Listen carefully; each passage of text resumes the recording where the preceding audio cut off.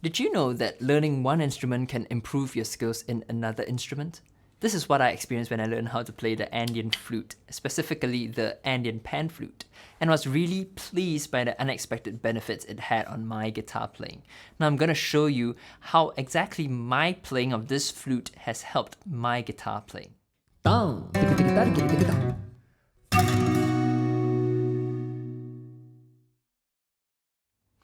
Welcome to Fingerstyle For The World, my online lesson series where I strive to help guitarists around the world become better musicians. So let's dive right in.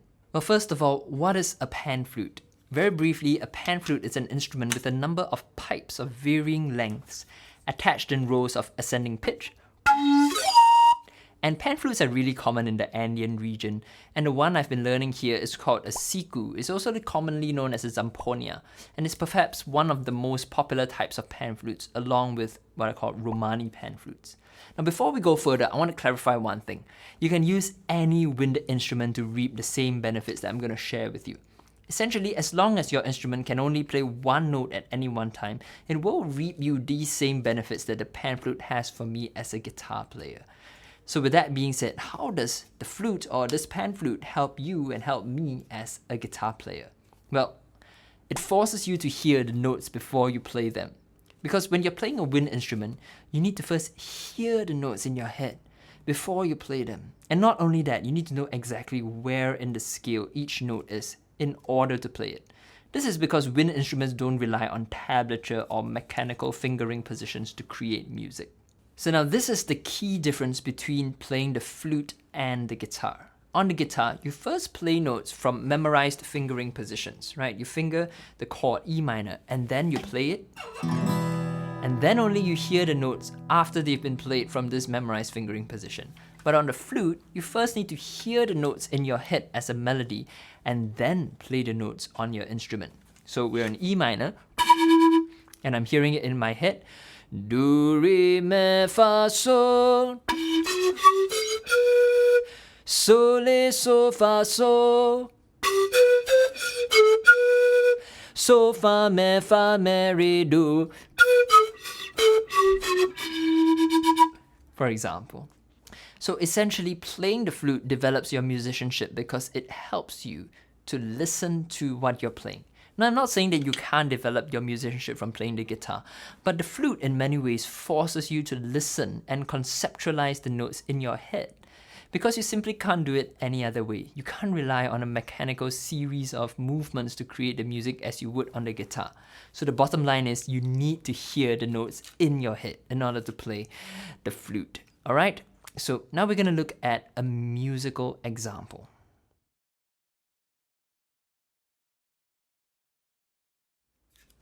Now through this musical example, I'll be showing you how this piece helps in my guitar playing, and it's called Lakitas de la Tirana. It's a traditional piece originally recorded by my friend Leonardo Garcia in northern Chile in 2002, and this is how it sounds like.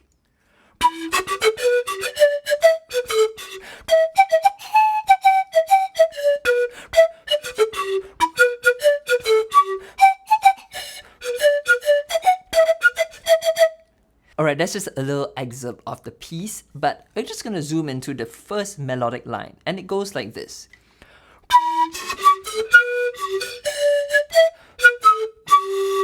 Alright, and in my head, I'm hearing first la la la la la la la la la la la la la, but just hearing the melody is not enough. I need to be able to sing it in solfege so I know exactly where within the scale these notes are. So, starting with do, re, mi, fa, sol, me, so, te, do, so, fa, me. I know within the scale where it is, and then I have to put it on the panflute.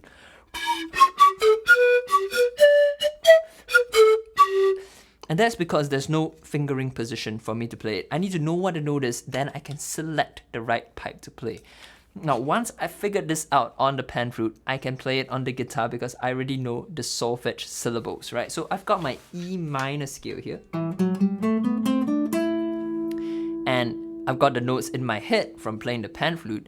Do, re, mi, fa, sol, me, so, te, do, so, fa, me. And now, using the scale, I can play it back on the guitar.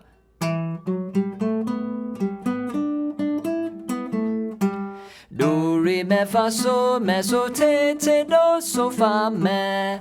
And that's really how playing the pan flute has helped me in my guitar playing. It's forced me to be a musician, to listen to the notes that I'm playing and then play it on the guitar. If not, I can, create music on the guitar by just fiddling around with the scale position.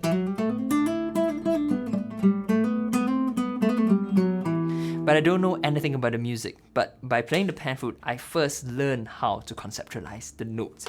Do, re, mi, fa, mi, so. Do, re, mi, fa, mi, so. And that's how I become a better musician. So how can you apply these concepts yourself? Well, first of all, if you have a wind instrument that you're keen on learning, that's the best. You can immediately start playing melodies on the wind instrument, conceptualize the notes in your head, and then immediately transfer it onto the guitar using the scale positions you already know. Now, if you need scale positions on the guitar, I have a whole scale position guide that you can download for free on my website.